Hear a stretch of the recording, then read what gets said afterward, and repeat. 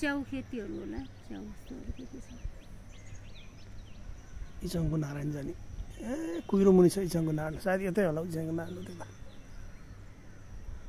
इचङको बस्ती pitch बाटो र अनि कच्ची बाटो फरक हुन्छ अझै झोरी खुले जस घाम चाहिँ लाग्यो है पर मजाले त्यो गैरातिर चाहिँ 32-35 भन्छ अरे अब बाटो हेर्छ तर गैरा हुँदा चाहिँ होइन अलिकति होइन यो हाइटमा त्यहाँबाट केही देखिँदैन त्यो रुखहरू पछि माख्ला नि त डाँडो त त्यस्तैसम्म बनाइहाल्छ नि त अब माखा अलिक त्यो रुखले त के गरे अरे यताबाट मस्ती यस्तो बस्तीहरू छ अलिअलि बस्तीहरू छ घरहरू यस्तो घरहरू चाहिँ पसल्छ त्यो बाटो छ कि हिँड्ने बाटो अनि यो सिधा जोडेपछि यताबाटबाट आउनै पर्दैन मैले एउटा भन्दा गरिनँ भिडियो मोबाइल फुल हुन्छ अनि मैले अहिले गरेर बिग्रेछ नि गरेँ सेभै भएर डिलिट गरिदिएर नि सेभै भएर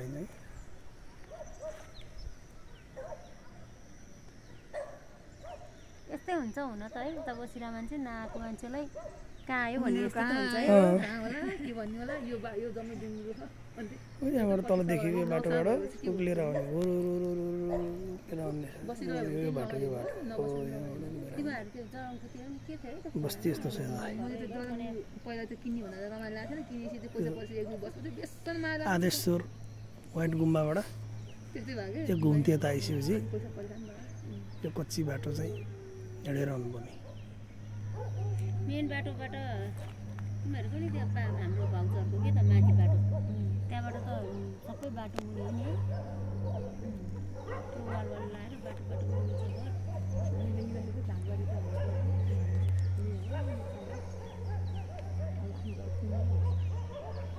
फुल खेती चाहिँ गर्दो रहेछन् मजाले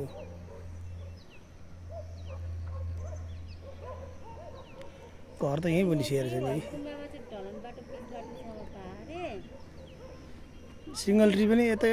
अलि अगाडि सिधा देखेँ उता अग्लो उता थुन्किलो भएको एरियामा हो मलाई लाग्छ क्या त्यहाँ ऊ त्यो सेतो घर देखिएको थुन्किलोमा त्यो रुखहरू भएको एरियामा सिङ्गल ट्री त्यहाँनिर व्हाइट गुम्बा नि सायद सिङ्गल ट्री मैले पनि गएको छैन सिङ्गल ट्री व्हाइट गुम्बा सायद यो होला सिङ्गल ट्री चाहिँ